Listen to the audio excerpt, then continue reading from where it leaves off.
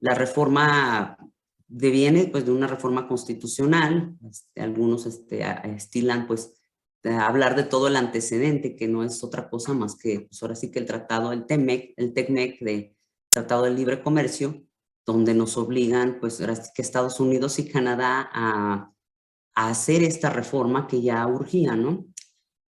Para efecto de que pues, sean los tribunales quienes juzguen las cuestiones de conflictos laborales. Esto obliga a que el 24 de febrero de 2017 pues se reforme la Constitución en base a 3 ejes. Los 3 ejes rectores de esta reforma se basan propiamente en establecer una etapa de conciliación perjudicial obligatoria previa a acudir a los tribunales, que ahora la justicia laboral se va a pasar, digámoslo de una manera, a los poderes judiciales, tanto federal como de los estados. Y el último punto es en cuestión de derecho colectivo, esta libertad sindical, donde ahora se prevé que los trabajadores tengan mayor participación dentro de las decisiones sindicales. Bueno, aquí generalmente pues yo creo que el tema que nos interesa pues es el procedimiento ya como tal ante los tribunales, porque es muy distinto al que se venía manejando en las juntas de conciliación y arbitraje.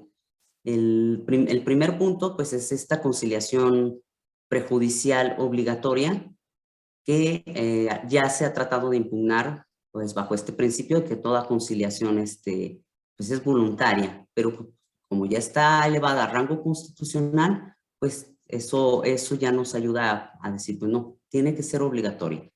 Esta etapa, pues bueno, sabemos, se desarrolla ante el Centro de Conciliación Laboral, dependiendo de la materia, dependiendo de la rama en que tenga injerencia la parte patronal, es que vamos a tomar, si se va y se concilia ante el Centro Federal de Conciliación Laboral o ante el Centro de Conciliación Local. Bueno, así brevemente para llegar, como antecedente para llegar al procedimiento. En esta etapa, pues bueno, se requiere pues de la solicitud del trabajador.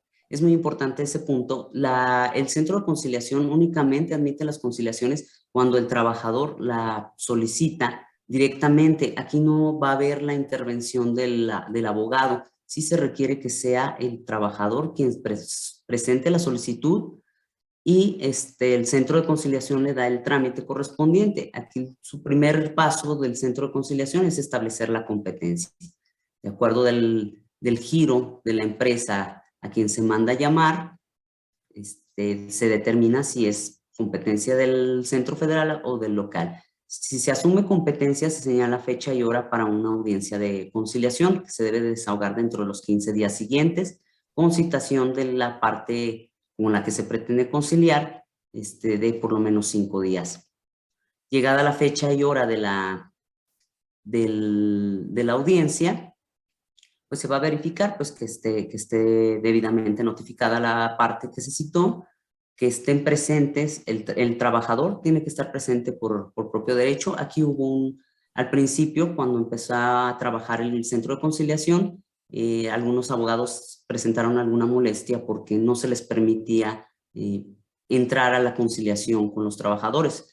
No obstante que el artículo 684, letra E, les permite estar asistidos de una persona de confianza que válidamente puede ser el abogado. Actualmente ya se permite que los abogados ingresen y pues estén asesorando debidamente al trabajador, porque al momento de conciliar pues se tiene que verificar que no haya renuncia de derechos. Todos aquellos derechos que ya adquirió el trabajador a virtud de la prestación de los servicios, pues no son renunciables. Aquí ahora sí que aunque se trate del dinero del trabajador, no es como en las otras materias de que es mi dinero y puedo disponer como yo quiera de él y puedo establecer una cantidad más baja para resolver el asunto. Al menos en las prestaciones de ley no se puede pactar un monto más bajo del que le corresponde. Si se presentan ambas partes, como en cualquier procedimiento conciliatorio, si se llega a un acuerdo, pues se realiza el convenio por escrito y se eleva el mismo a categoría de cosa juzgada, se ratifica ahí ante el propio centro y se eleva a categoría de cosa juzgada. Igual, en caso de incumplimiento, se puede proceder ante el tribunal, se puede acudir ante el tribunal para solicitar la ejecución de manera directa, porque es equiparable como cualquier convenio ratificado ante una autoridad, ya es equipara a una sentencia ejecutoria. Entonces aquí el procedimiento sería más rápido. En el procedimiento laboral, en todos los convenios siempre debe de haber una cláusula penal para el caso de incumplimiento. Siempre se establece por lo menos un día desde del último salario que haya percibido el trabajador para el caso de incumplimiento, y va a ser así que por cada día que transcurra en el incumplimiento se tendría que pagar esa pena convencional. Si no se llega a ningún acuerdo entre las partes, o bien no se presenta la parte que se citó para la conciliación, se expide la constancia de no conciliación, que acredita que ya se agotó esta etapa, y con esta constancia se convierte en un requisito de procedibilidad para poder instar ante los tribunales. También se expide la constancia cuando, a pesar de que se trató de citar a la parte con la que se pretende conciliar, lo nombro así, generalmente va a ser el patrón. Sin embargo, la ley no impide que sea el propio patrón el que solicite la conciliación. Es válido que el patrón solicite la conciliación y la persona a citar sea el trabajador. Generalmente vamos a ver que en el 95%, si no es que más, de los casos va a ser el trabajador quien va a solicitar la conciliación. Si a pesar de que se proporciona el domicilio y el actuario o notificador del centro de conciliación no logra citar a la parte con la que se pretende conciliar, se expide la constancia de conciliación, porque aquí es muy importante establecer que el centro de conciliación solo tiene 45 días naturales para llevar a cabo todo el procedimiento, llegados los cuales, si no se pudo lograr la conciliación, forzosamente va a expedir la constancia. Con esta constancia, ahora sí vamos a poder acudir al tribunal a presentar nuestra demanda. Obviamente, como cualquier regla general, la regla general es agotar el procedimiento de conciliación, pero como toda regla general existen excepciones. Estas excepciones las tenemos previstas en el artículo 685 ter de la Ley Federal. Aquí se acaba de conectar una compañera, es secretaria del juzgado de Celaya, Guanajuato. Le hice la invitación a ver si quería participar, ya se conectó, pero creo que tiene apagada su cámara, por si nos quiere apoyar en alguna parte, porque como ahorita lo veremos, el procedimiento se consta de dos etapas, una etapa escrita y una etapa oral. La etapa escrita aquí en materia laboral la va a llevar generalmente el secretario instructor. La ley autoriza que sea el secretario quien lleve a cabo todo el procedimiento escrito, y el juez se aboque única y exclusivamente a la etapa oral. Bueno, retomando el tema, ya para concluir con este proceso de conciliación previa, les decía también, como toda regla general existen excepciones. Las excepciones se encuentran en este artículo 685 ter, y en lo que generalmente se nos ha estado como que promoviendo para efecto de no agotar la etapa conciliatoria, es esta excepción que se establece en la fracción primera de este artículo, que son los casos de discriminación en el empleo o por motivo de embarazo. Aquí es muy importante establecer, porque nos han llegado demandas en las que simple y llanamente dicen, me han discriminado Incluso desde que inició la relación laboral he sufrido discriminación, y el día tal se me despidió injustificadamente. En este punto es importante establecer que la ley señala que no están obligados a agotar el procedimiento de conciliación cuando se trate de conflictos inherentes a la discriminación, a la ocupación en el empleo, y esta discriminación se haya por razones de origen étnico, la raza, identidad de género, etcétera. Pero desgraciadamente, les digo, algunas personas están malinterpretando la excepción. Desde mi muy particular punto de vista, la excepción solo opera cuando la materia del conflicto sea precisamente la discriminación. Es decir, que aquello a lo que se va a abocar el juez es en determinar si hubo o no hubo discriminación en el empleo y las consecuencias jurídicas que de esa discriminación deriven. Les digo, desgraciadamente, en ocasiones piensan que con el solo hecho de narrarnos que hay discriminación, se les va a eximir de haber agotado la etapa conciliatoria. Sin embargo, no es así. Les decimos, si ustedes promueven un despido injustificado, pero la causa del despido no fue propiamente la discriminación, entonces no los vamos a eximir, los vamos a hacer uso de este artículo 521 que nos dice que cuando no se haya agotado la etapa de conciliación, el tribunal tiene la obligación de remitir las constancias al centro de conciliación para que se agote dicha etapa. Les digo, esto es importante porque nos lo han querido manejar siempre como en la parte del despido injustificado. Yo lo veo más actualizable cuando se pida, por ejemplo, la rescisión de la relación laboral sin responsabilidad para el trabajador, porque sea el motivo por el cual él quiera dar por terminada la relación laboral.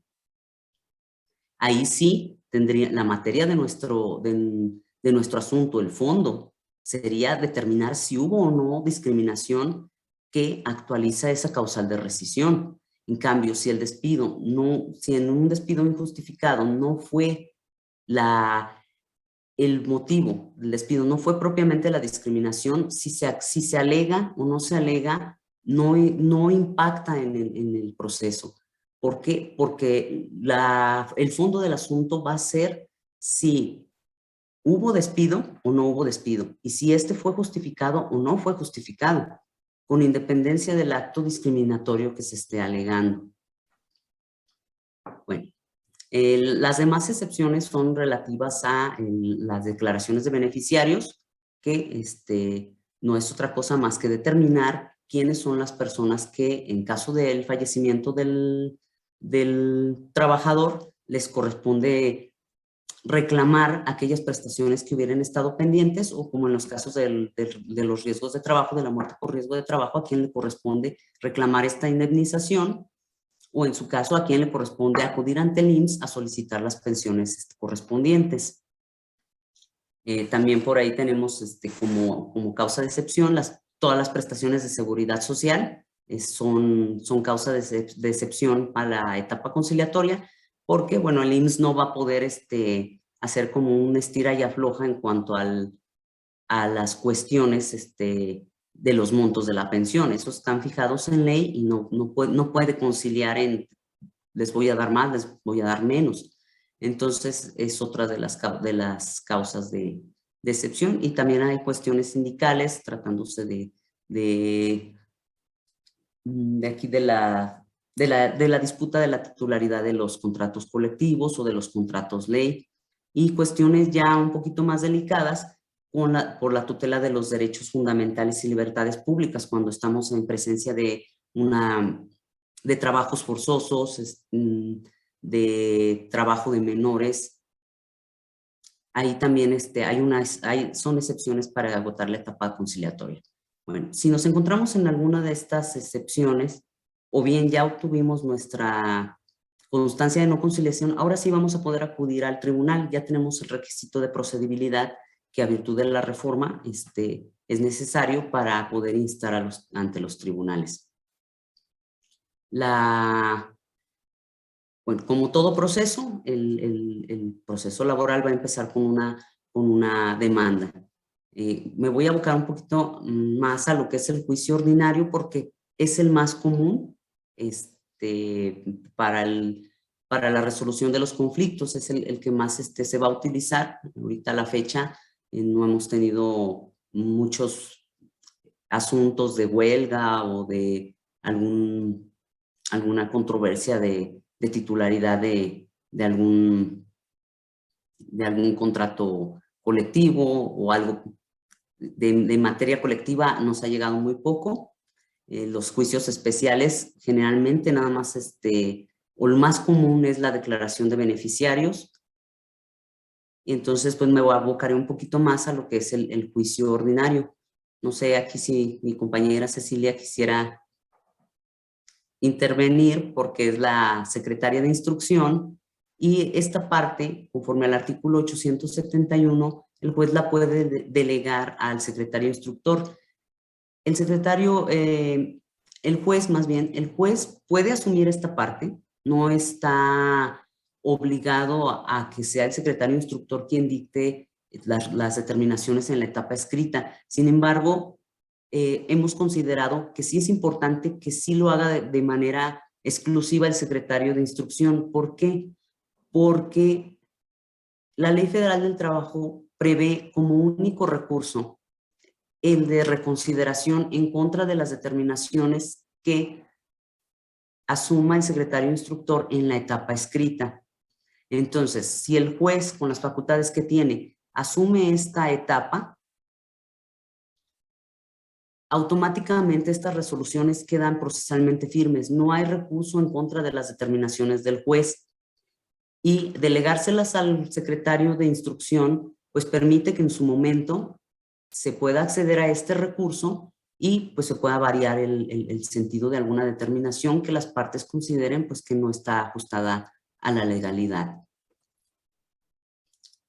Bueno, como ya les había dicho, como todo procedimiento empieza con la presentación de una demanda que debe de cumplir con ciertos requisitos. Estos requisitos nos los establece claramente el artículo 872 de la Ley Federal del Trabajo, y son básicamente los que todos conocemos: el tribunal al que se dirige, que la demanda se encuentra firmada, que se anexen las copias de traslado suficientes, se haga la relación de las prestaciones que se reclaman, los hechos en los que se funda la demanda, las pruebas que se van a aportar o que se pretenden desahogar durante el juicio. Aquí, en este punto, a diferencia del procedimiento anterior, ha habido algunas personas que no les gustó esta parte de la reforma, porque en el procedimiento ante las juntas de conciliación las pruebas se ofertaban con posterioridad.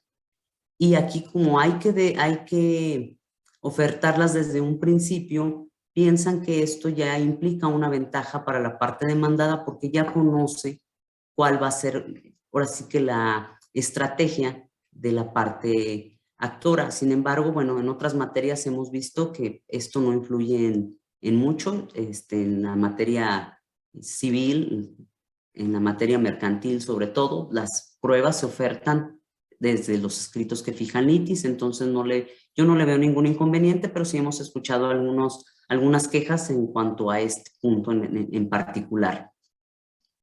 Las pruebas se deben de ofrecer relacionándolas con los hechos y especificando claramente el hecho que se pretende acreditar con la probanza. Se ha llegado también ahora sí que a debatir un poco si es suficiente con que se diga que para acreditar hechos controvertidos de forma genérica o para acreditar los hechos de mi demanda nada más. Yo soy de las personas que consideran que la obligación de señalar claramente el hecho que se pretende acreditar con la prueba es muy importante. Sí tiene que ser de esa manera, porque esto en la etapa de depuración del procedimiento nos va a ayudar a poder identificar qué pruebas son trascendentes o qué pruebas sí son relevantes para el asunto, ¿no? O idóneas para la resolución del conflicto. Sin embargo, bueno, hemos visto que sigue esa tendencia a seguir manifestando únicamente probanza que relaciono con todos los hechos de mi demanda o que ofrezco para acreditar todos los hechos narrados. Yo pienso que en este punto sí se debería de poner especial énfasis para que los abogados sean un poquito más específicos en el hecho que van a acreditar para que la depuración cumpla con su finalidad, que es ahora sí que delimitar la litis y no desahogar probanzas innecesarias. Bueno, además de este requisito, si se van a aportar pruebas que requieran un desahogo especial, se tiene que, como todos aquellos elementos aportados por la ciencia, se tiene que, obviamente, aportar el medio necesario para su desahogo. Si se trata de una videograbación, hay que presentar pues la memoria USB o el disco donde se encuentre contenido y su respectiva copia de traslado para que la parte contraria pueda imponerse de su contenido. Aquí, a diferencia de otros procesos, la ley señala un requisito adicional que es señalar si ya se ha promovido un juicio con anterioridad en contra de la parte que se está demandando. Esto para efecto de establecer si como no procede la acumulación si este procedimiento ya estaba iniciado o hubo un procedimiento anterior ante la Junta, pero sí al menos para delimitar en su caso sobre qué prestaciones se va a juzgar en este nuevo juicio.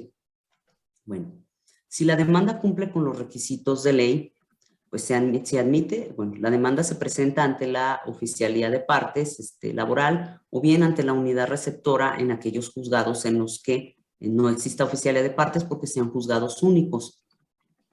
Y se tiene que turnar para el acuerdo correspondiente dentro de las 24 horas siguientes. Si de la revisión de la demanda se obtiene que cuenta con algunas irregularidades o se están ejercitando acciones contradictorias, no se estableció el salario o algunas deficiencias, el secretario de instrucción hará un auto de requerimiento. Aquí me gustaría hacer un paréntesis. Esta delegación que se le hace al secretario de instrucción están completamente definidos en el artículo 871 cuáles son los acuerdos que puede emitir el secretario de instrucción. El secretario de instrucción no puede desechar demandas, no puede declararse incompetente, no puede remitir las constancias al centro de conciliación. O sea, todos aquellos actos que impliquen que el tribunal no asuma jurisdicción no los puede emitir el secretario instructor, los tiene que emitir el juez, porque en contra de estos actos no va a proceder el recurso de reconsideración. Como lo veremos más adelante, el recurso de reconsideración se tiene que interponer en la etapa oral, específicamente en la audiencia preliminar. Aquí mi compañera Cecilia acaba de levantar la mano. Adelante, licenciada. Hola, licenciada Fabi. Hola a todos, buenas tardes. Bueno, creo que resultaría también importante como precisarles que nosotros como secretarios instructores tenemos la obligación de que al momento de que ingresa la demanda, también analizar respecto a esos requisitos de procedibilidad como lo son la legitimación, la competencia. En este caso, otro de los requisitos, creo que entré ya un poquito tarde, ya cuando la licenciada Fabiola les estaba comentando respecto a la constancia. También creo, y en una ocasión se lo comenté a la licenciada Fabiola, que resulta importante como precisarle al foro de litigantes, al foro de los que llegan con nosotros a presentar sus demandas, respecto al punto de que si ustedes van al centro de conciliación y pretenden, no sé, conciliar un despido injustificado y después con nosotros acuden y de los hechos se desprende que nada más van por ciertas prestaciones que a lo mejor en conciliación no lo hicieron valer, Esos puntos para nosotros como secretarios de instrucción estamos obligados a hacerlos notar y en todo caso lo que procedería o la consecuencia que tendría que no fueran compatible lo que ustedes conciliaron a lo que nos llega a nosotros en la demanda es la devolución del expediente o la devolución de las constancias o envío, en su caso, por ejemplo, en Celaya no estamos remitiendo originales ni nada, estamos remitiendo como un expediente electrónico al centro de conciliación. Esta revisión, ¿para qué? Para que la conciliación se base, si bien ya tenemos una constancia de no conciliación, sin embargo, es diversa a las prestaciones que ustedes nos están haciendo valer ya acá en juzgado, en el tribunal. Entonces, la consecuencia es que nosotros remitimos el expediente electrónico al centro de conciliación a efecto de que se agote esta etapa prejudicial por lo que hace a las prestaciones que nos están indicando ahora a nosotros. Nosotros lo hemos advertido como que no sé si es la intención o no sé si cómo lo manejen por ejemplo, aquí en Celaya, hablo de Celaya, nosotros lo hemos advertido porque al parecer como que intentan saltarse esta etapa prejudicial y llegar con nosotros ya con la constancia porque es un requisito de procedibilidad. Entonces, sí resultaba, creo yo, importante como que señalar ese punto o la consecuencia que va a tener el hecho de que lo que conciliaron o lo que trataron de conciliar en el centro no sea lo mismo que nos están pidiendo a nosotros. Al igual que el domicilio, licenciada Fabi, no sé si ya también se los comentó, si ustedes tratan de citar a los patrones en, no sé, en Avenida Juan Pablo II, número 15, en el centro de conciliación, y no logran la citación, pues obviamente una de las consecuencias de no lograr la citación en el centro es la emisión de la constancia de no conciliación.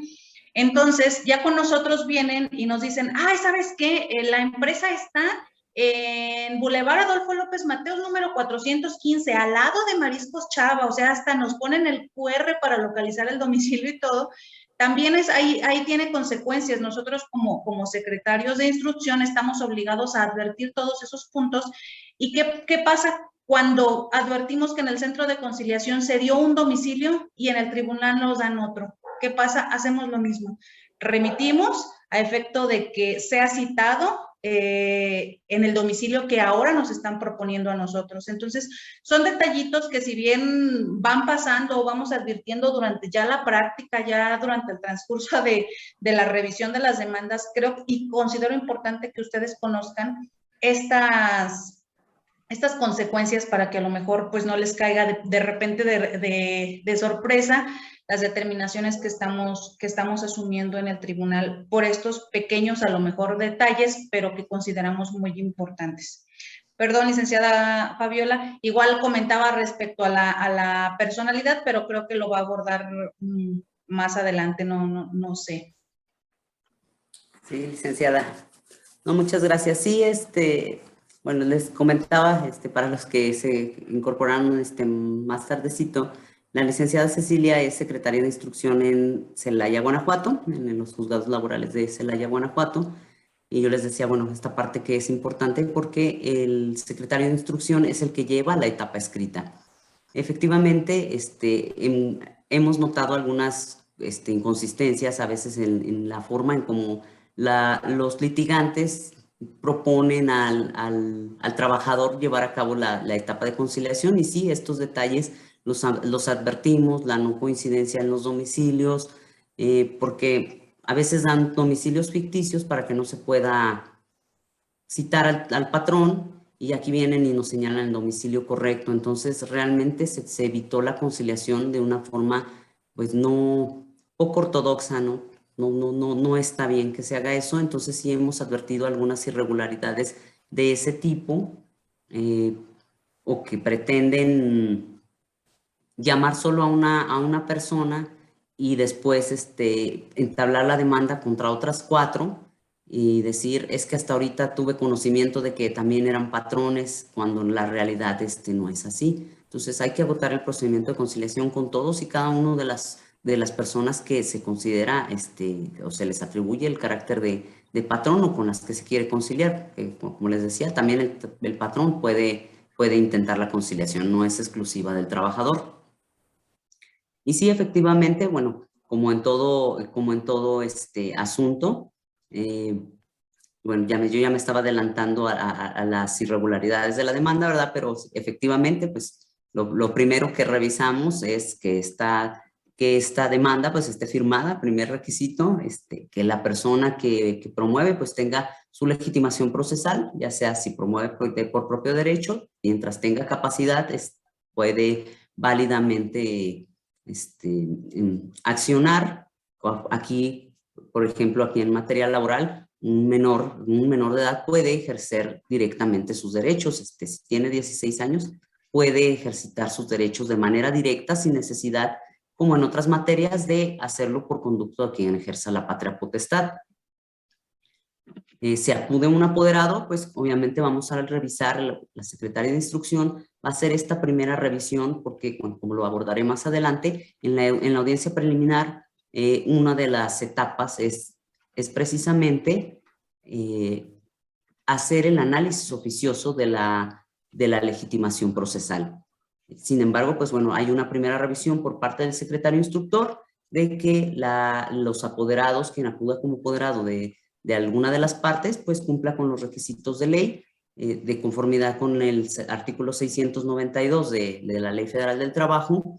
Si es por persona física, pues bastará con una carta poder firmada por el otorgante ante 2 testigos sin necesidad de ser ratificada ante el tribunal, bien con cualquier poder notarial expedido conforme a las reglas del derecho civil, o bien si se trata de una empresa, una sociedad mercantil, pues poder, de acuerdo a lo que establezca el artículo 10 de la Ley General de Sociedades Mercantiles, o del que corresponda, ¿verdad? Nosotros en la materia local no vemos asuntos contra bancos, por ejemplo, es materia federal, y pues ellos analizarán obviamente la legitimación procesal de los apoderados conforme al artículo 90 de la Ley de Instituciones de Crédito. O sea, va a ser las formas de apersonamiento, son pues ahora sí que las genéricas de la materia o de la ley que rija al ente que está compareciendo a juicio. Bueno, también la competencia, que también es como un presupuesto procesal que el secretario también tiene que analizar. Si el secretario advierte que el asunto es de competencia federal o bien de competencia del Tribunal de Conciliación y Arbitraje, el burocrático, pues ese auto no lo va a emitir el secretario, nos va a dar cuenta, nos va a decir, ¿sabes qué? El señor juez, la competencia es federal, para que nosotros dictemos el auto de incompetencia. Esto les digo que es relevante porque lo tiene que dictar el juez, precisamente porque ya contra esa determinación pues ya no va a proceder el recurso de reconsideración, sino que tendríamos que acudir directamente pues al amparo. Sí, en este caso sería pues al amparo, ¿verdad? Bueno, si la demanda cumple los requisitos, si están todos los presupuestos procesales, el secretario de instrucción le dará entrada. Si tiene deficiencias, va a requerir para que dentro del término de 3 días se subsanen estas deficiencias. Aquí la diferencia es en la mayoría de las materias, cuando no se subsana o se corrige la demanda, pues generalmente hay un auto de desechamiento. Aquí en materia laboral no, en materia laboral rige el principio subsanador y el tribunal, con los datos que tenga, que advierta de la demanda, tendrá que subsanar las deficiencias de esta. Ya una vez que se hayan subsanado estas deficiencias, se dicta el auto de erradicación y se ordena el emplazamiento de la parte demandada. El actuario, bueno, dictado el auto de erradicación, se manda el expediente a la Oficina Central de Actuarios, gira el exhorto en caso de que la empresa estuviera en algún otro lugar,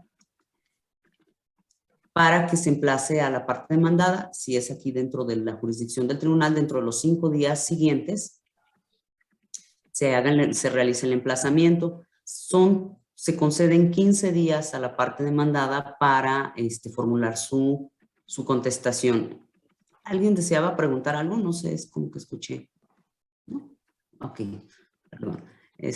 Son 15 días para producir la contestación.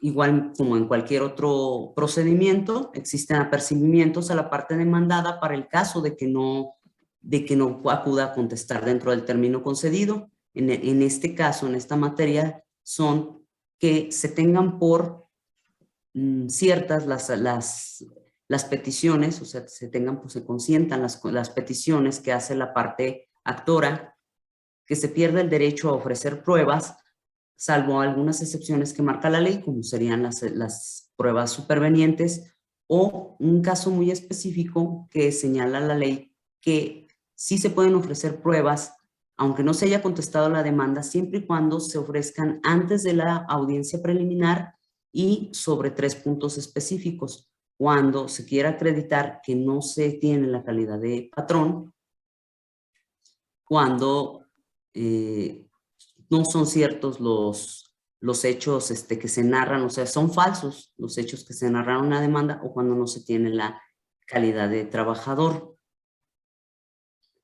Bueno, esta es una excepción. Por regla general, se tendrá por perdido el derecho a ofrecer pruebas, se tendrá por perdido también el derecho a objetar las pruebas que haya ofertado la parte actora y también el derecho a formular la reconvención en caso de que existiera alguna acción que en esa vía se pudiera haber ejercitado.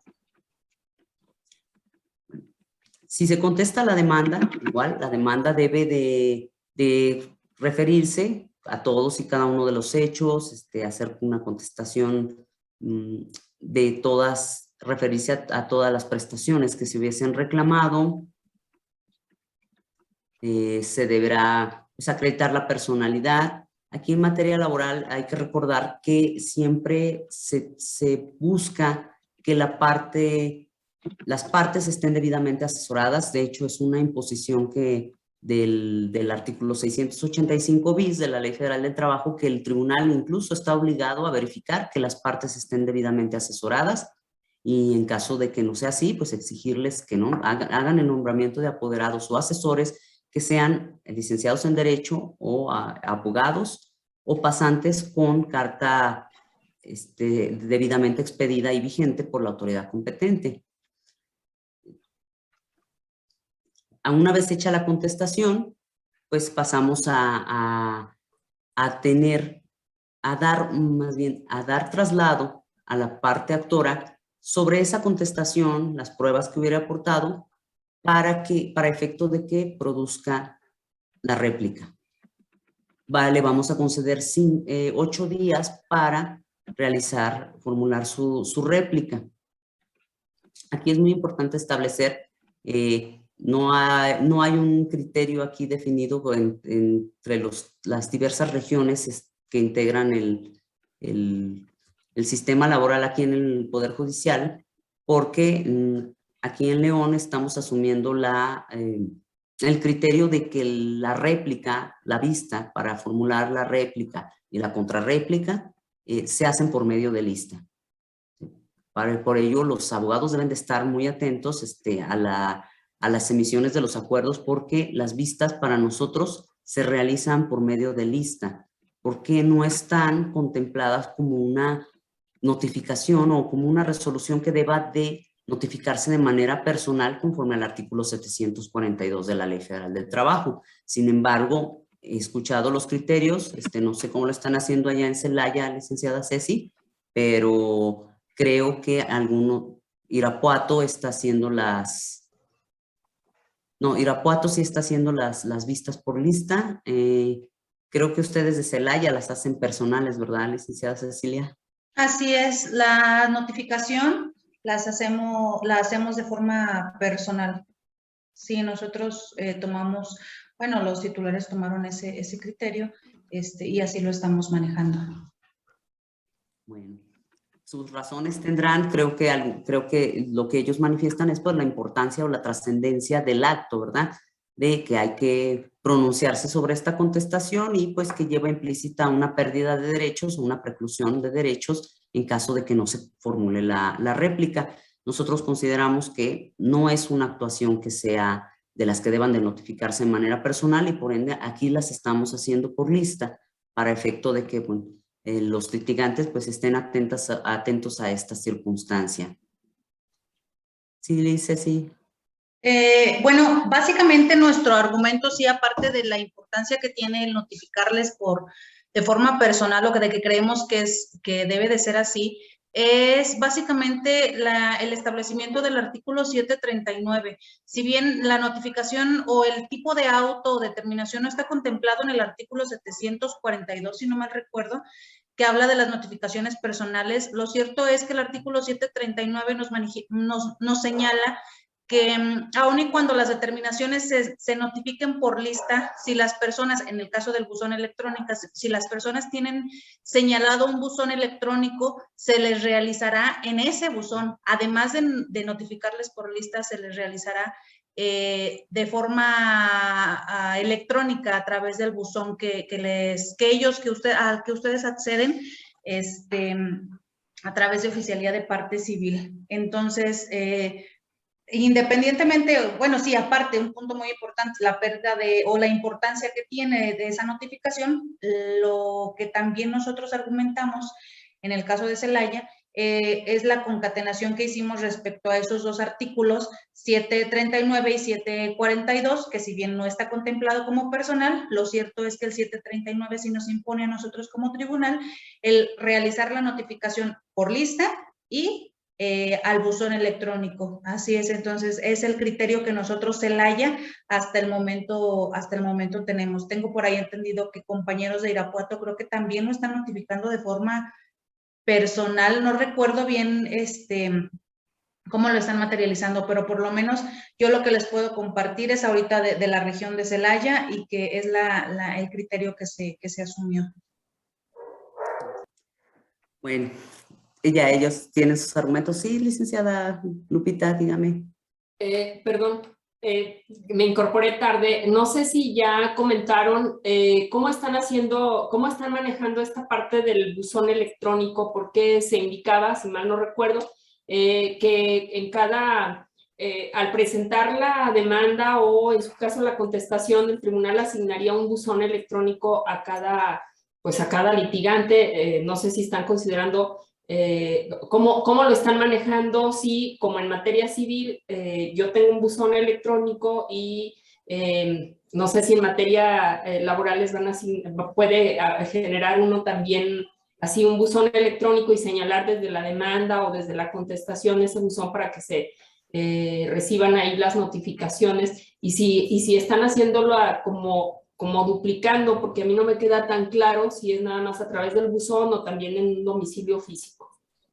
Sí, sí, mire, licenciada, respecto a ese punto, la realidad es que la ley federal nos impone la obligación de que nosotros les asignemos un buzón electrónico, pero realmente no tenemos ahorita el programa o la infraestructura para generar ese buzón electrónico. Entonces, lo que estamos haciendo por el momento es esto que usted comenta, hacerlo como en la materia civil. Ustedes realizan su trámite ante la oficialía de partes, les asignan su número de buzón, su usuario, y con ese ustedes nos lo proporcionan. Tengo entendido que es el mismo que el civil, entonces los abogados pues con este buzón pueden promover sus demandas tanto en los civiles, en los familiares, como en los laborales, va a ser el mismo buzón.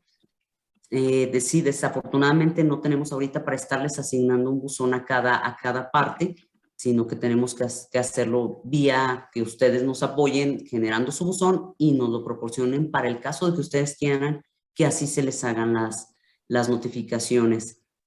Es lo de la duplicidad de domicilios. Bueno, al menos nosotros aquí en la región de León hemos adoptado que si ustedes señalan un domicilio electrónico y un domicilio físico, optamos por tenerles como preferencial el electrónico, porque es más rápido y bueno, se accede de manera más pronta al acuerdo, y esto evita que nosotros estemos mandando a los actuarios a hacer muchas notificaciones. Nos facilita más hacerles las notificaciones por buzón para que así los actuarios se concentren mejor en los emplazamientos o en diligencias un poquito más donde se requiera más tiempo, y evitarles un poco las notificaciones meramente procesales.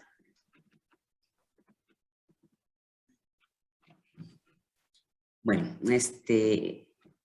continuando entonces con con el tema, tenemos que se conceden 8 días para formular la réplica. En la réplica, bueno, algunos viene el debate de que si puedo invocar hechos novedosos, no los puedo invocar, etc. Bueno, es una réplica, no vamos a invocar, no es un perfeccionamiento de la demanda, hay que abocarse a lo que dice la parte demandada, y si de ahí surgen cuestiones novedosas, pero para la parte actora, a virtud de lo que señala la parte demandada, pues obviamente sí se va a permitir que se ofrezcan pruebas sobre esas cuestiones, pero no es una oportunidad para que, de acuerdo a los argumentos que haya señalado la parte demandada, ahora yo intente perfeccionar mis pruebas, porque ya lo han intentado hacer. Se me olvidó anexarte un recibo de pago de hace 2 años con el que te demuestro que mi salario era superior. Ese recibo ya estaba a tu disposición, ya no puedes aportarlo, lo tenías que aportar con el escrito de demanda. Entonces, hay que tener muy en claro esta cuestión. En la réplica, obviamente, pues se da oportunidad de que se objeten las pruebas que hubiese ofertado la parte demandada en su escrito de contestación, y les digo, ofrecer pruebas, pero siempre y cuando pues refieran ya sea a estas objeciones que se hacen, o bien a cuestiones que sí importen un hecho novedoso, pero para la parte actora, que apenas tuvo conocimiento de él a virtud de lo que contestó la parte demandada. Una vez que se formula la réplica, el tribunal va a conceder el término de 5 días a la parte demandada para que formule su contrarréplica. Adelante, licenciado.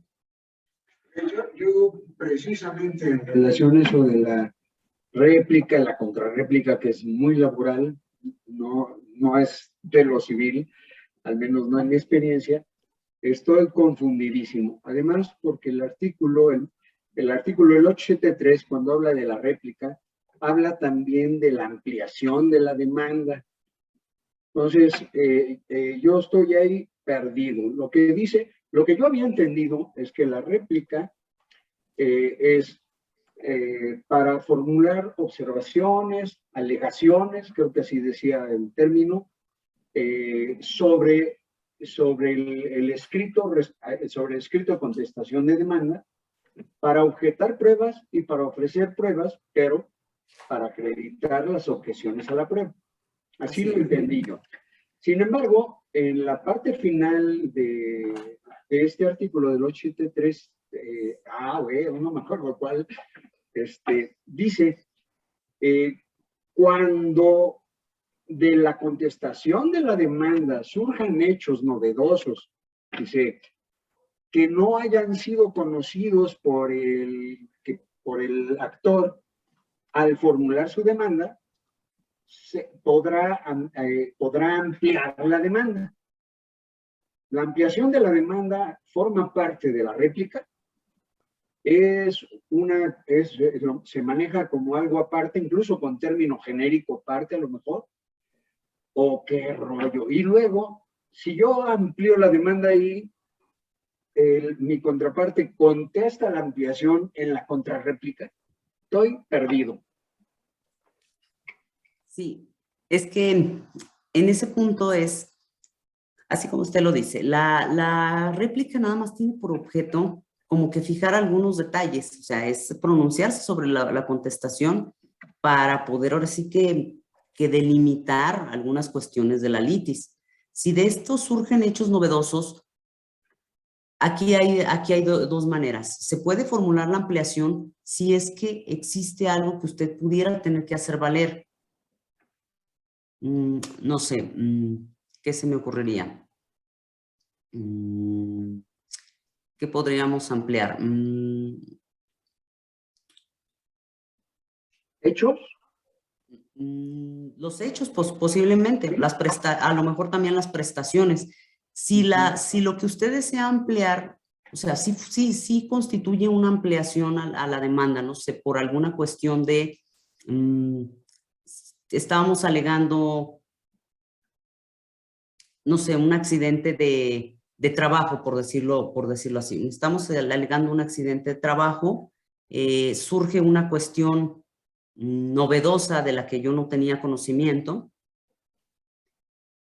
como, por ejemplo, que la parte patronal diga que el vehículo estaba asegurado y yo no tenía ese conocimiento a lo mejor, y yo pueda decir, ¿sabes qué? Entonces ahora yo amplío mi demanda, porque como yo no tenía ese conocimiento y tú no me lo hiciste saber, y yo te estoy formulando pues este hecho, yo formulaba mi demanda precisamente fundándome en que tú no me dabas, no me diste seguro, no me diste herramientas para el vehículo, y yo cuando se sucedió el siniestro, cuando sucedió el accidente y del cual yo perdí un brazo o tuve el accidente que me imposibilita a mí, yo no lo sabía, yo no hice valer esa cuestión. Yo no le llamé al seguro porque tú nunca me dijiste que tenía seguro. Entonces, sobre esta cuestión, yo podría ampliar la demanda para efecto de pues, que estas cuestiones también se integren a la litis. Puedo hacer esa ampliación y decir, bueno, como estoy ampliando ya mis hechos en base a lo que tú dijiste en la contestación, se podría entonces dar una nueva oportunidad para que la parte demandada se imponga sobre estos nuevos hechos y produzca su contestación. Si, a pesar de que estos hechos sean novedosos, no implican una variación sustancial en su escrito de demanda, sino únicamente a lo mejor me estabas diciendo que el día que yo digo que sucedió el despido, tú me alegas que estabas en Michoacán, eso para mí ya constituye un hecho novedoso, pero a lo mejor no me da lugar a que yo tenga que ampliar la demanda, sino simplemente a que, a virtud de ese hecho, yo pueda ofrecer una prueba diciendo, no es cierto. Este hecho que tú estás alegando yo no lo conocía, de que supuestamente estabas en Michoacán celebrando un acto. Apenas lo está sacando, pero no es necesario que yo amplíe la demanda, sino únicamente que yo ofrezca una prueba de refutación. Voy a refutarte ese hecho. Tú no estás en Michoacán, tú estabas aquí y voy a ofrecerte una probanza, y esta probanza sí se la voy a admitir porque no es una probanza que usted hubiera podido ofertar desde el escrito de demanda, porque usted no conocía el supuesto, la supuesta estancia de la parte demandada a quien le estoy atribuyendo el despido en la ciudad de Michoacán. Esto importa un hecho novedoso para mí, parte actora, pero no me es necesario ampliar la demanda sobre alguna cuestión en específico o para hacer un reclamo adicional, sino únicamente me basta con ofertar una prueba para refutar ese hecho, y esta prueba me debe de ser legalmente admitida porque yo no la podía ofertar al presentar mi demanda. Ok, y la ampliación de la demanda, cuando se da el caso, da lugar a que me otorguen un plazo igual al de contestación de la demanda para contestar eso ampliado, o más bien, de la lógica de la norma, porque no lo dice, estaría como parte de la contrarréplica. Esa pregunta. Sí, yo considero que si esto ya importa una ampliación a lo mejor en prestaciones o en hechos, yo considero, es mi opinión muy particular, que sí se tendría que conceder un nuevo término para producir esa contestación, como si fuera una contestación directa, como si fuera a lo mejor equiparándolo como un llamamiento a un tercero, ¿no? Yo voy a ampliar esta cuestión, entonces voy a concederle a esta parte a la que le estoy ampliando los puntos litigiosos, le voy a conceder el mismo término que tiene que tendría si mi demanda original hubiera estado completa en esos términos. Entonces, para mí, en mi muy particular punto de vista, yo siento que se deben de conceder de nueva cuenta, está ampliando la demanda, hay nuevos hechos, nuevas prestaciones, se le deben de conceder los 15 días para efecto de que produzca una contestación respecto a la ampliación en específico. Y a ver, pero ahí es, A mí ya me notificaron, emplazaron una demanda. Yo la contesté, completo, pues, así. Por la razón que sea, en la réplica amplían la demanda, pero en la réplica también objetan pruebas y todo esto, ¿no? ¿O no? Sí, supongo que sí, ¿no? Los objetan pruebas y tal. Y me vuelven a dar 15 días. ¿Vuelvo a contestar la demanda completa? No, vuelvo, no, ya. o podría contradecirme, no podría presentarse la situación de que contesté de una manera y luego al aprovechar que me dan 15 días nuevamente, pues enderezo mi contestación de demanda y además contesto la ampliación. O no sé, es que resulta muy confuso, como que faltan disposiciones por ahí, ¿no? Sí, sí, sí. Precisamente al no prever esta situación, o sea, nada más dice, se podrá ampliar la demanda, pero no, si no nos establece las reglas bajo las cuales se podrá realizar esta ampliación, pero bueno, bajo la misma línea que ya llevamos, yo considero que precisamente como son hechos nuevos y se van a integrar a la litis, creo que si la ampliación se debe limitar a prestaciones y hechos novedosos que van a integrar, van a formar parte de la litis, pero en todo caso el término que yo le conceda para contestar se debe delimitar a estos puntos. Respecto a lo que ya formaba parte de la litis, ya se trabó al menos en esos puntos con la demanda y con la contestación. Porque si bien aquí hay réplica y contrarréplica, que son, bueno, como ya lo dijeron, ¿verdad? Es algo que no estábamos acostumbrados o no estamos acostumbrados a vivir, a ver en otras materias, como en la civil. Aún así, aquí en materia laboral, los escritos que fijan la litis son nada más el de demanda y el de contestación. La réplica y la contrarréplica son nada más para afinar algunos detalles, hacer algunas aclaraciones y, pues, en tu caso, objetar las pruebas y acreditar esas, y ofrecer pruebas para acreditar esas objeciones. Entonces, si vamos a integrar algo a virtud de una ampliación, siento que solo se puede producir contestación sobre la ampliación y esto forma parte de la litis, pero ya lo que ya se dijo en demanda y en contestación ya no se va a poder modificar. No es una nueva oportunidad ni para ampliar las defensas ni para perfeccionar la demanda. Perfecto, muchas gracias. Adelante, licenciada. Ahora, como parte de la ampliación de la demanda, podrían llamarse a terceros interesados si resultan de los hechos que en su caso en la contestación se hubiere planteado, o igual en la contrarréplica, el demandado podría ampliar en un sentido de litigio a terceros interesados. Podría ser un caso de ampliación de demanda y bueno, de acuerdo a lo que establece el 873 el llamamiento a terceros interesados puede ser en la demanda, en la contestación de la demanda, en la reconvención o la contestación a la reconvención, en la réplica o en la contrarréplica. Entonces, no sería en esos, pues mediante esos actos que tendría que ampliarse en su caso la demanda.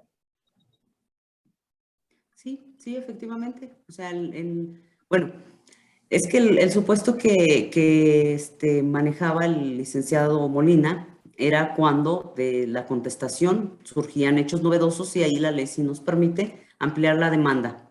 El llamamiento a juicio de un tercero, que a quien le pudiera, por así que parar perjuicio este asunto o la sentencia que en su momento se emita, se puede hacer válidamente hasta antes de que se celebre la audiencia preliminar, si mal no recuerdo, con este artículo que ya nos mencionó usted, el 873D.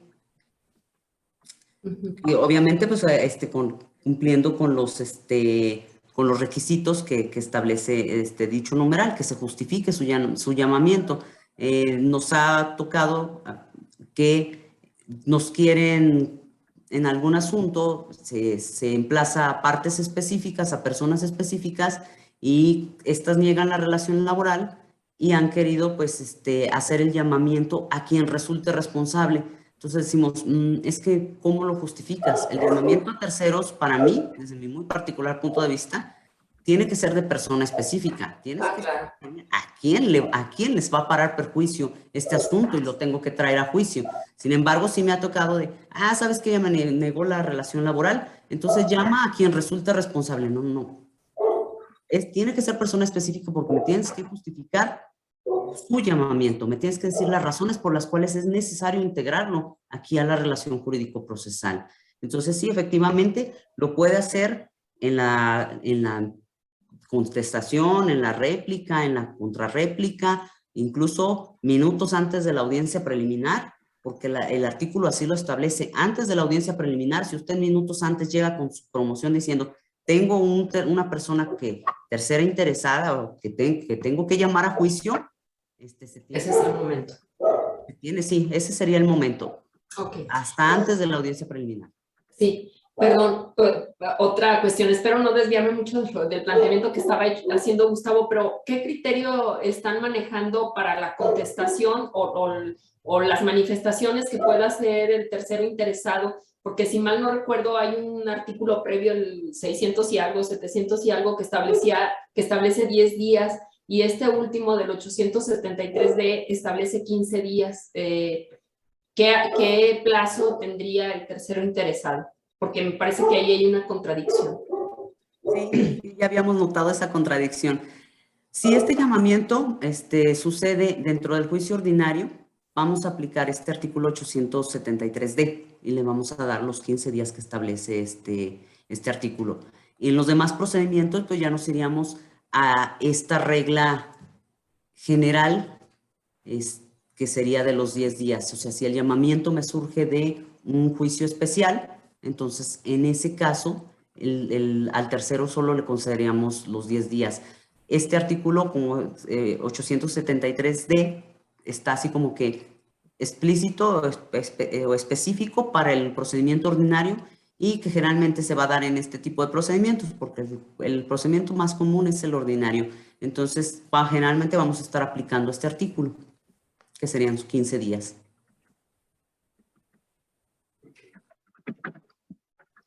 Bueno, entonces, continuando ahí, ya estábamos con la réplica, ¿verdad? Entonces, formulada la réplica, le vamos a dar 5 días a la parte demandada para formular su contrarréplica. Va en el mismo sentido, sobre lo que se haya dicho en la réplica, objetar, en su caso, las pruebas que se hubiesen ofertado por la parte actora en el escrito de réplica y ofertar en su caso pruebas para acreditar esas objeciones. Si contestada esta contrarréplica, se concederán 3 días, bueno, siempre y cuando se hayan ofertado pruebas. Aquí también traemos un choque de criterios con este último puntito que señala este artículo 873C, de que dice que formulada la contrarréplica, me exige la ley una copia de traslado de la contrarréplica para la parte actora, y si ofrezco pruebas, también me exige copias para correrle traslado a la actora, y luego dice, y se dará vista por 3 días a la parte actora para que manifieste lo que a su interés legal convenga. Así lo señala el artículo. Aquí tenemos también choque de criterios porque hay quienes han asumido el criterio de que si en la contrarréplica no se ofrecieron pruebas, no se conceden esos 3 días. Se cita directamente para audiencia preliminar. Y hay quienes dicen, no, independientemente de que se ofrezcan o no se ofrezcan pruebas, como me está pidiendo una copia de traslado de la contrarréplica, forzosamente le tengo que dar los 3 días. Yo soy de la idea de que no se deben de dar esos 3 días si no se ofertaron pruebas, porque para mí la esencia de estos 3 días es conceder ese término para objetar las pruebas que en su caso se hubieran ofertado en la contrarréplica. Si no, ya no le veo ninguna razón de ser de darle otra oportunidad ya son demasiadas vistas para las partes. Entonces, yo soy de la idea de que si nos ofrecieron pruebas, nos vamos directo al señalamiento para la audiencia preliminar. Licenciada Cecilia, ¿cómo le están haciendo en Celaya? Nosotros en Celaya, en todos los casos, otorgamos los 3 días. Sí, es que les digo, hay ahora sí que unos que decimos, es que, ¿sabes qué? Dice, deberá acompañar también copia de las mismas. Por ahí hay un punto y seguido, que en el artículo automáticamente le da el traste a todo. Que dice, el demandado al presentar su contrarréplica deberá presentar copia para traslado a la parte actora, punto. Y luego, en caso de que la parte demandada ofrezca pruebas en relación a su contrarréplica, deberá acompañar también copia de las mismas para que se le corra traslado a la parte actora y esta, en el término de 3 días, manifieste lo que su interés corresponda. Entonces, algunos interpretamos, esta vista de 3 días solo sí ofrecieron pruebas. Y otros lo interpretan con independencia de que ofrezca o no, pues se les dan los 3 días. Ahora sí que van a encontrar criterios así entre los jueces, al menos en Celaya ya unificaron el criterio, aquí en León todavía entre algunos compañeros estamos con ese punto en controversia de si los damos de manera indiscriminada, pues se ofrezcan o no ofrezcan las pruebas, o no los damos cuando no ofrezcan pruebas en contrarréplica. Ya veremos a ver si nos ponemos de acuerdo con posterioridad. Bueno, transcurridos estos 3 días, si se dan o no se dan, el secretario de instrucción pues va a proceder a señalar fecha y hora para que se tenga verificativo la audiencia preliminar. Ahora sí, aquí ya entra pues la etapa oral y vamos a desahogar estas audiencias. Primeramente la preliminar, conforme a lo que disponen los artículos 873 y 873 letra E y 873 letra F. En el 873 vamos a observar que están los objetivos de la audiencia y en el 873E, perdón, se me olvidan las letras, y en el F vamos a observar cómo se establece la forma en que se va a desarrollar la audiencia. Aquí es muy importante, sí les voy a señalar cuál es el criterio que se ha adoptado aquí en la mayoría de los juzgados. Aquí creo que sí tenemos unificado en las 4 regiones sobre el punto específico del recurso de reconsideración. La audiencia preliminar, en el artículo 873E, señala que se van a desarrollar 5 puntos y pone como último punto la resolución del recurso de reconsideración. En ninguno de los tribunales estamos dejando este recurso para el final. Lo estamos abordando en la primera etapa, en la etapa de depuración.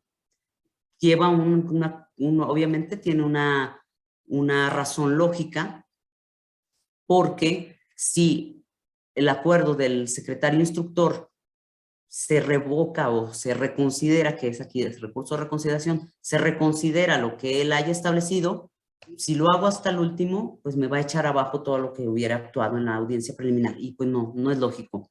Entonces, este recurso lo vamos a abordar en la etapa de depuración. Así, las etapas pues las vamos a realizar de la siguiente manera. Primero, vamos a empezar.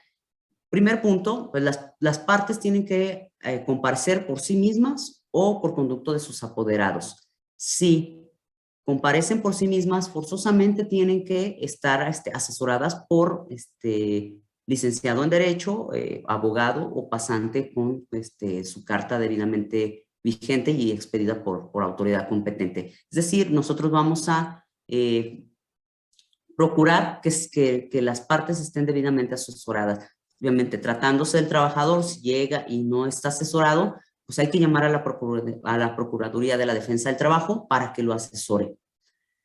Si no comparecen las partes sin ni por sí ni por conducto de sus apoderados, esto no va a implicar la suspensión de la audiencia. Esto sí es como en cualquier otra materia. La audiencia se va a llevar a cabo.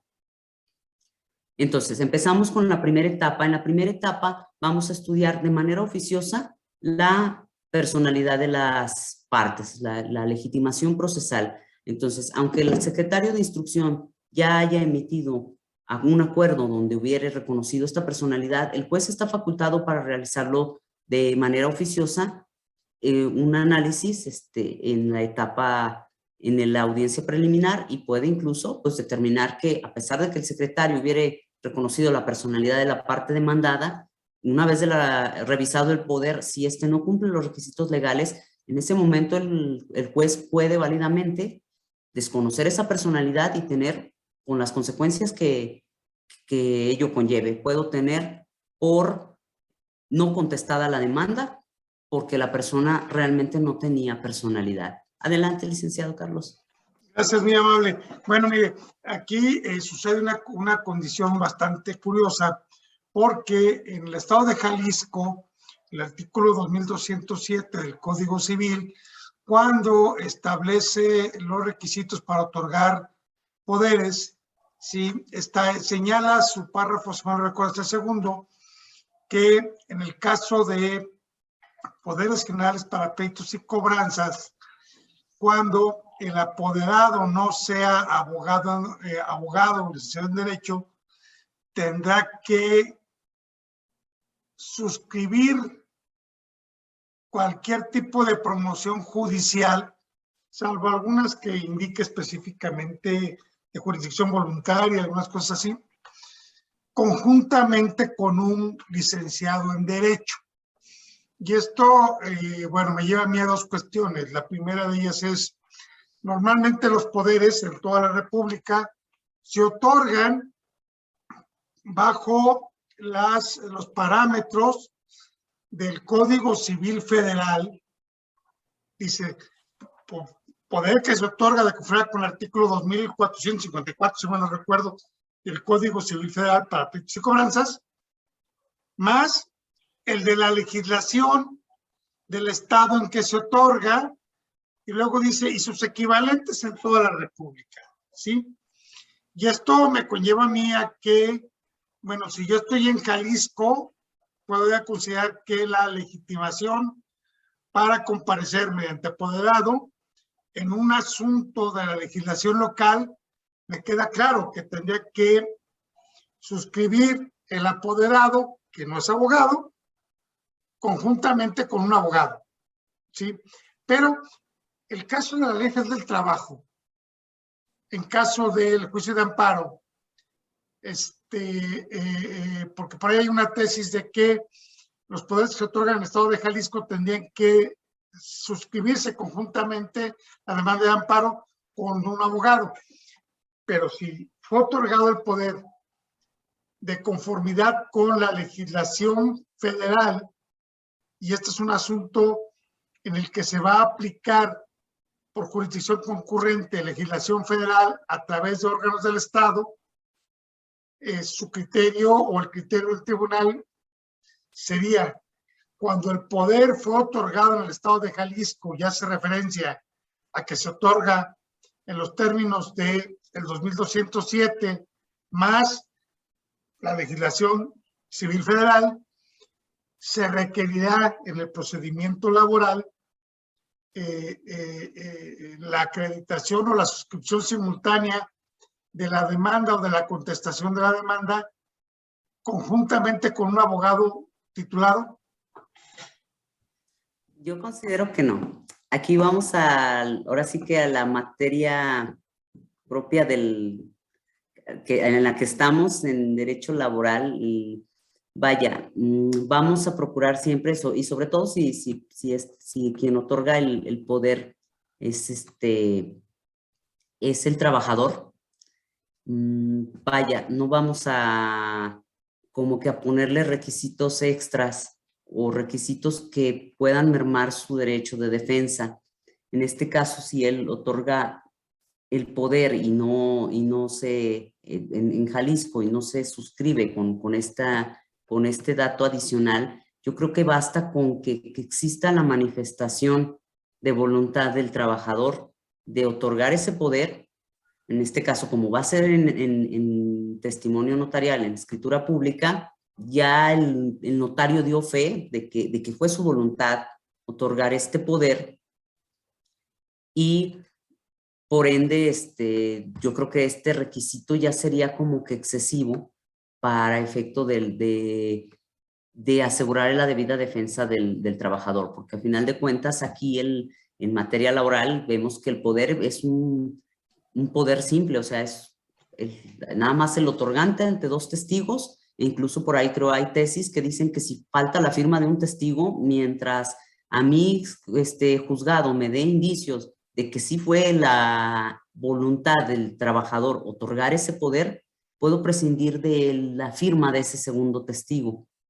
Entonces aquí lo que yo considero es ponerle las menos trabas a la parte trabajadora. Caso contrario, con la parte demandada, aquí si es la patronal, yo creo que aquí sí somos un poquito más estrictos, porque tratándose del trabajador, para efecto de que no se le agoten sus términos de prescripción, que en materia laboral son muchísimo más cortos que los términos prescriptivos de otras materias como civil o mercantil, que son generalmente a partir de 3 años, 3, 5, 10 años, y aquí hay términos prescriptivos de 1 mes, 2 meses, se les trata de poner menos trabas. Entonces, si viene un apoderado y a lo mejor no tiene registrada su cédula profesional, no me aportó su número de cédula para yo corroborar que sí sea abogado o licenciado en Derecho, antes de desechársela por falta de personalidad, pues preferimos requerirle para que acredite esa calidad, para efecto de tenerlo como representante del trabajador, si es que se presentó la demanda por su conducto. Pero en el caso de la patronal sí es un poco más estricto por estas cuestiones de que, pues ahora sí que el patrón se le concibe con la parte fuerte, no la parte económicamente fuerte, y que tiene acceso a una defensa, a una mejor defensa.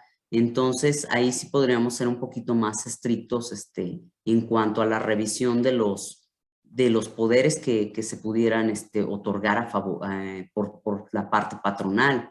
Aquí sí, tratándose de per se sociedades mercantiles, sí estamos así como que con lupa y checando que cumpla los requisitos del artículo 10 de la Ley General de Sociedades Mercantiles. No los cumple con la pena, pero carece de personalidad y pues con su respectiva consecuencia de detenerle por no contestando la demanda, o en su caso, si se personó después, pues no darle intervención.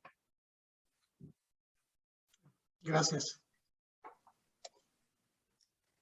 Bueno, entonces, continuamos, ya tenemos, les digo, la audiencia preliminar, iniciamos con el estudio oficioso de la legitimación. Posteriormente, bueno, si la legitimación es correcta, básicamente es como confirmar que el reconocimiento que ya hizo el secretario instructor en la etapa escrita. Procedemos ahora al análisis de las excepciones procesales. Bueno, estas son, obviamente, pues las de cajón. Sabemos que la personalidad es una excepción procesal en caso de que la hubiese puesto la parte demandada, pero como esta es el artículo 873F me la pone en primer lugar, pues esta se estudiará obviamente en conjunto con el análisis oficioso que hace el tribunal, y ahí abordará, en caso de que se hubiera expuesto algo sobre esta cuestión, pues en ese mismo momento se abordará. Y posteriormente se analizan el resto de las excepciones de carácter procesal, ya sea competencia, litispendencia, conexidad.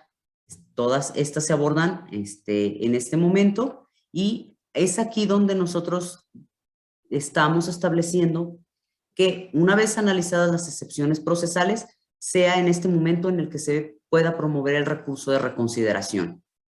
Decíamos, tiene una justificación, que es que aquí estamos depurando el procedimiento. Si me interponen un recurso de reconsideración donde dicen, ¿sabes qué? El secretario contó mal, me tuvo por no contestando la demanda, y yo sí estaba en tiempo, promuevo mi recurso de reconsideración, y esto, en caso de proceder, pues va a implicar que yo tenga que reponer el procedimiento. Es decir, ¿sabes qué? Efectivamente, el secretario contó mal, no tomó en cuenta un día inhábil y estaba contestada en tiempo, te tuvo por contestando extemporáneo, lo cual no fue correcto. Ordeno reponer el procedimiento para efecto de tenerte contestando y pues ahora sí que darle el trámite de ese vista para que se formule réplica, la contrarréplica y otra vez para llegar a la audiencia preliminar. Por eso, aunque el artículo 873E establece el recurso de reconsideración en la última parte, no lo estamos haciendo, resolviendo de esa manera, porque pues ya hubiéramos desarrollado toda la audiencia y hasta el final, si me surge una cuestión de este tipo, tendríamos que dejar sin efectos todo lo que ya se dijo en la audiencia preliminar y pues sería ahora sí que en perjuicio tanto de las partes como ahora sí que del propio juez, porque ya hubo un desgaste en cuanto a las cuestiones que se sometieron a consideración y incluso podría implicar una ventaja, ¿no? Porque ya se conocería más o menos cuáles son las determinaciones que el juez asumiría y me voy a regresar con una reposición de procedimiento porque se analizó el recurso hasta el final, pues ya habría un desequilibrio en las cuestiones, porque ya se conocería más o menos cuál iba a ser el criterio del juez en cuanto a la admisión o desechamiento de las pruebas. Bueno, si no se interpone el recurso de reconsideración o resuelto y si no hay nada que implique pues que se haga una reposición, se pasa ahora sí a la siguiente etapa, que sería el establecimiento de hechos no controvertidos. Aquí, esto ya lo hemos visto en oralidad mercantil, es simple y llanamente establecer qué hechos, sobre qué hechos ya no va a haber debate, ya sea porque la parte demandada los aceptó, pudo haber aceptado el salario, el horario. Entonces, estas cuestiones podemos decir, el salario y el horario están aceptados, ya no son hechos controvertidos y el debate ya no va a versar sobre estos puntos. O bien, que se tengan por no controvertidos porque el demandado a la hora de producir su contestación no suscitó controversia específica sobre algún punto y esta cuestión se tiene por no controvertida y ya no hay prueba y no se admite prueba en contrario. Entonces también esos hechos ya se van a considerar no controvertidos, como no admiten prueba en contrario, se tienen por aceptados y los vamos a sacar del debate. Aquí en algunas ocasiones nos llegaron a decir que era mejor señalar cuáles hechos sí se tenían por controvertidos, pero bueno, desafortunadamente la ley dice, se fijan los hechos no controvertidos y es lo que vamos a hacer, fijar los hechos que ya no implican controversia y por exclusión todo lo que no esté incluido ahí pues va a ser controvertido y sobre esto va a versar la litis ya o sí se va a centrar por así que el desahogo de las pruebas. Una vez fijados los hechos no controvertidos, vamos a pasar a la siguiente etapa que es la de admisión o desechamiento de pruebas. Aquí obviamente el juez ya va a tener previamente analizadas cuáles pruebas va a admitir o no y considerando obviamente las objeciones que cada parte hubiera hecho, ya sea en la contestación, en la réplica o en la contrarréplica. Bueno, en esta misma etapa se admiten las pruebas, se señala la forma en cómo se van a preparar, se van a hacer los apercibimientos de ley, si son confesionales, se hace el apercibimiento, de tener por confeso si no se acude, se señala si los testigos van a ser citados por conducto del tribunal o si la parte está obligada a traerlos y todo lo necesario para establecer la forma en que se van a desahogar esos medios probatorios en la audiencia de juicio. Bueno, una vez que se han determinado sobre las pruebas que se han de admitir o que no se admitieron, se señala fecha y hora para la audiencia de juicio, que deberá de celebrarse dentro de los 20 días siguientes.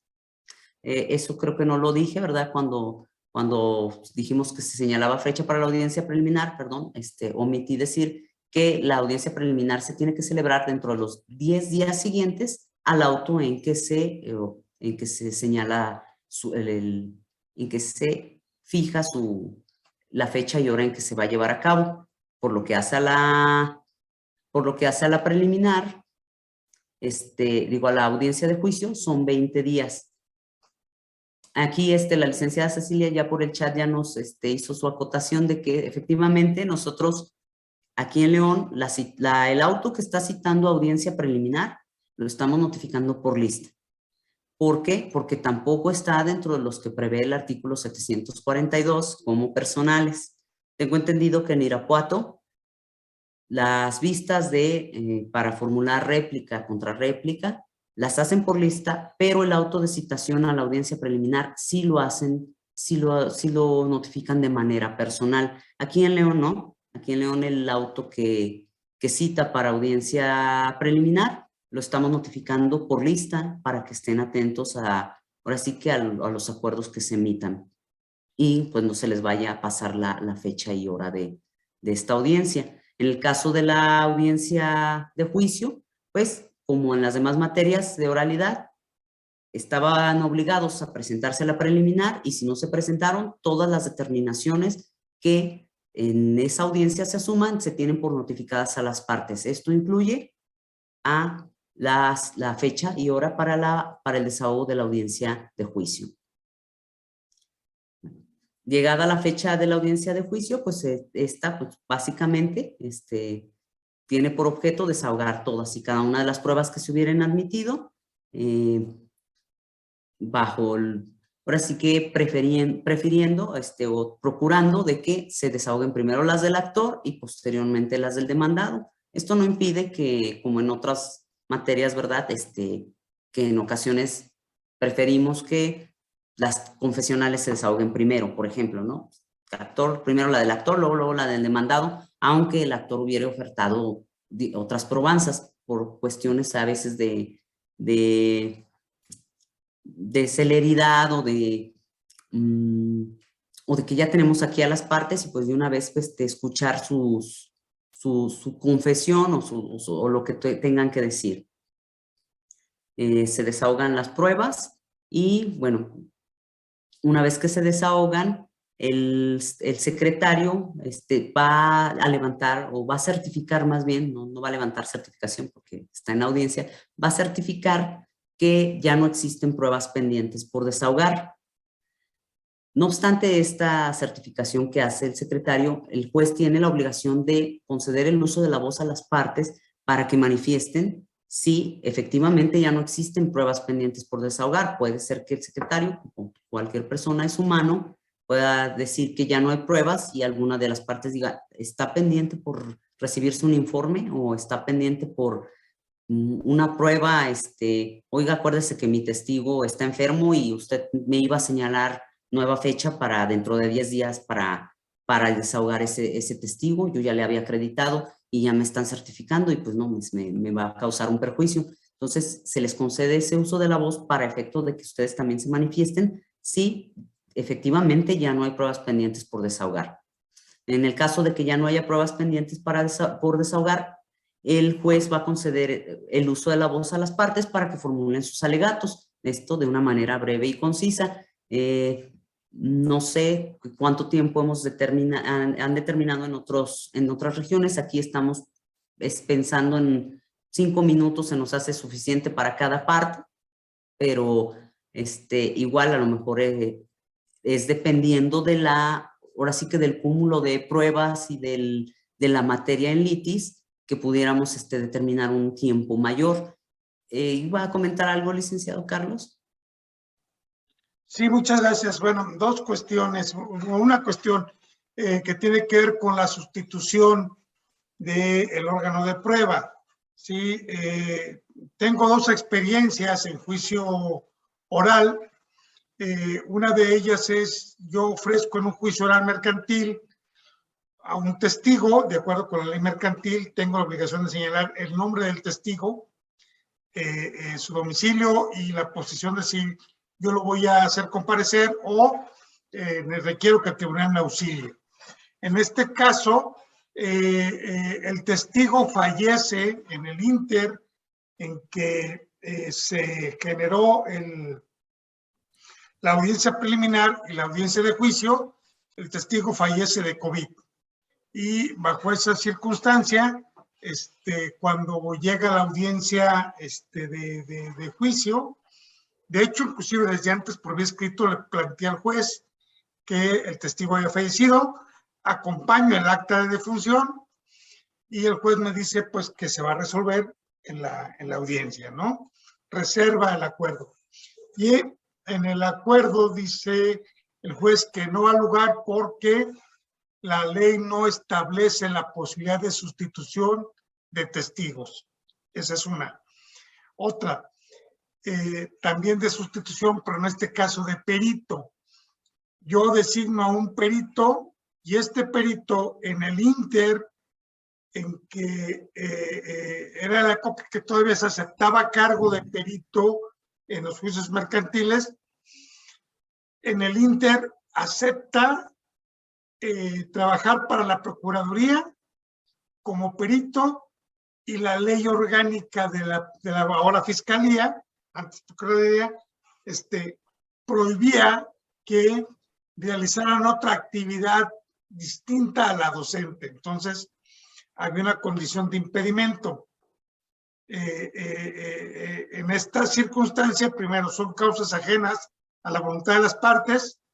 Segundo, son causas supervenientes.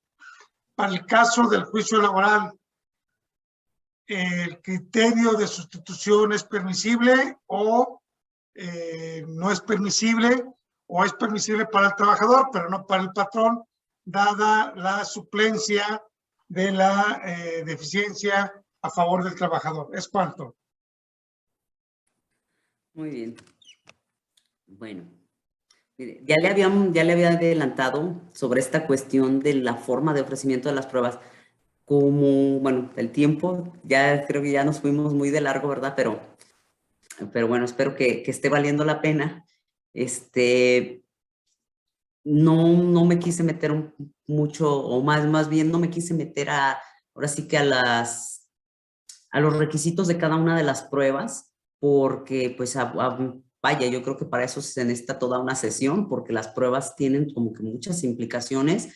Este punto que yo les comentaba de cuando se ofrecen las pruebas, se deben de ofrecer, más o menos es un símil con el mercantil, con la oralidad mercantil. También aquí en laboral se debe de ofrecer con el nombre del testigo y relacionándolo con los hechos. El punto está en que le decía que ahorita todos los abogados siguen con esta idea de ofrezco para acreditar todos y cada uno de los hechos. Y generalmente dicen, el despido se verificó en la puerta de entrada y salida de la fuente laboral y estuvieron presentes varias personas. Digo, si exigiéramos una exigencia técnica, como por ejemplo sucede en mercantil, pues tendríamos que decir, pues es que me tienes que decir qué testigos estuvieron presentes, qué testigos vieron el hecho, entonces, y nombrármelos. De ahí que a lo mejor en esa ocasión le dijeron no hay sustitución de testigo en mercantil, porque se supone que cuando usted hizo su narrativa o hicieron su narrativa, debieron de haber dicho, no sé si era por decir algo, una compraventa, ¿no? O de, y no sé, alguna empresa que decía, me traían mercancía tantas veces y siempre la llevaba el chofer fulanito y era acompañado de 2 cargadores, perengano y sutano. Perdón. Entonces, estas 3 personas son las que ustedes me mencionaron como conocedoras de los hechos. Entonces, si fallece una, automáticamente, no, si usted me la quiere sustituir, pues le va a decir el juez, pero es que esta no me lo... A la que me quiere sustituir me la mencionaste como conocedora de los hechos. Ya falleció, ya no me puedes traer a otro porque tú dijiste claramente que eran el chofer y los 2 cargadores. Acá se está tomando, bueno, ahorita por el momento un criterio más laxo porque sí se está permitiendo esta parte de en el despido estuvieron presentes varias personas, varios compañeros de trabajo. Y ya cuando hacen el ofrecimiento dicen, te ofrezco como testigos a estos 3. Pues ya decimos, no nos vamos a ver tan tan estrictos de decir, ah, es que no me dijiste que estos 3 en específico presenciaron el despido. Entonces ya decimos, bueno, dijiste varias personas, pues entonces yo tomo que estos 3 son varias personas, unas de esas varias personas.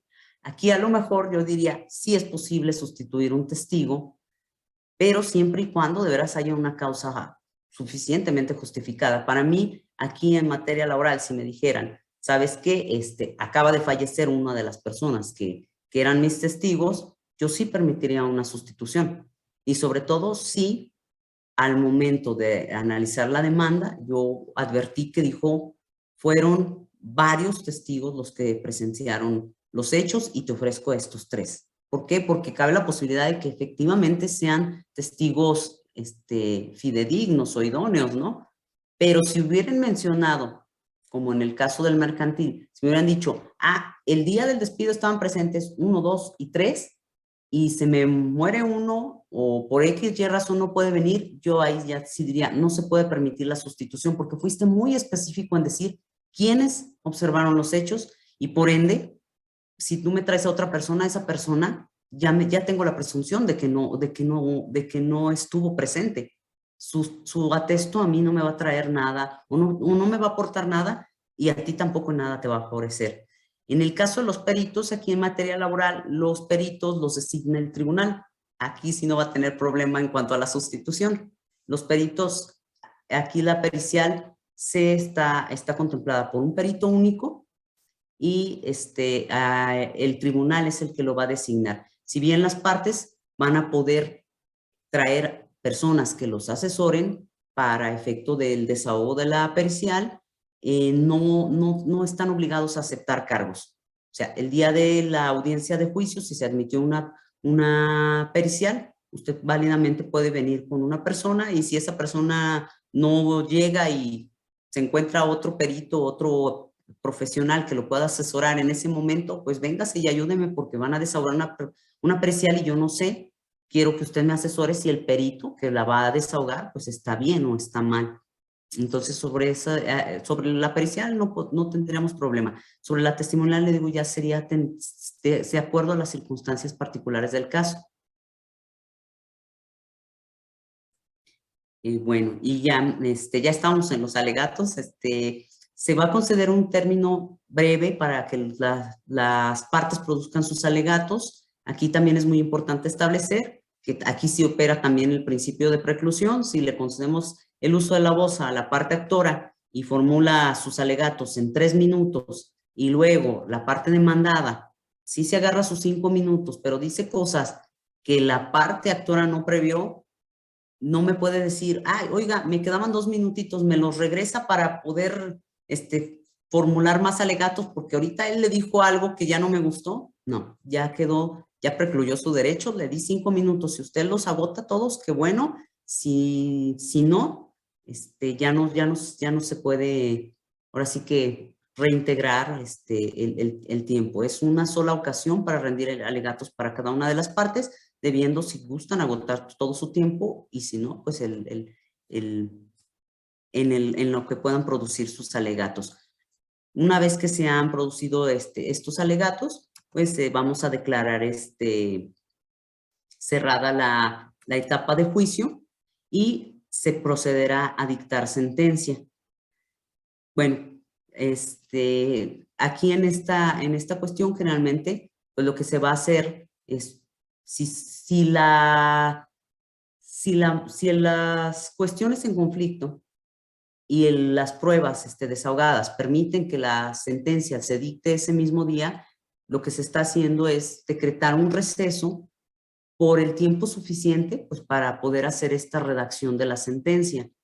Ya depende, podría ser, si las cuestiones no están, son pocas prestaciones, no está muy debatida, podríamos decretar un receso de 1 hora, podrían ser 2, 3 horas, si las cuestiones son un poquito más complicadas, pero sí permitan que la sentencia se dicte en ese momento o ese mismo día y pues se reanuda, se explica la sentencia y se les entrega en ese momento por escrito. De no ser así, si hay cuestiones controvertidas, o sea, si la controversia ahora sí que no permite que se pueda emitir la sentencia dado el cúmulo de pruebas y todas las cuestiones que se controvirtieron, el tribunal puede determinar que la sentencia no se emite en ese momento, sino que cita para oír sentencia y la emite dentro de un término máximo de 5 días. Y esta sentencia se les notificará en sus domicilios procesales por vía actuario, se les entrega ahora sí que por escrito. Y pues bueno, básicamente hasta aquí el juicio ordinario. Por ahí omití una cuestión. En la audiencia preliminar, si de la audiencia preliminar se advierte que solo tenemos, que las partes están de acuerdo con los hechos y la controversia se reduce a una cuestión de derecho, ya no es necesario desahogar la audiencia de juicio, ya nos vamos a citar directamente, vamos a declarar cerrada la instrucción y se turnan los autos para que se emita la resolución. Ya no se desahoga audiencia de juicio porque ya es innecesaria porque los hechos ya están aceptados y ya nada más es, ahora sí que pronunciarse sobre la cuestión de derecho correspondiente. Y pues bueno, hasta aquí terminaría el juicio ordinario. Pues ya, obviamente, si no les es favorable la resolución, pues ya vendría el amparo y pues bueno, ese ya es otro tema que también es muy extenso, ¿verdad? Hablar de un amparo directo en contra de la sentencia, pero sería el medio de impugnación idóneo para esta cuestión.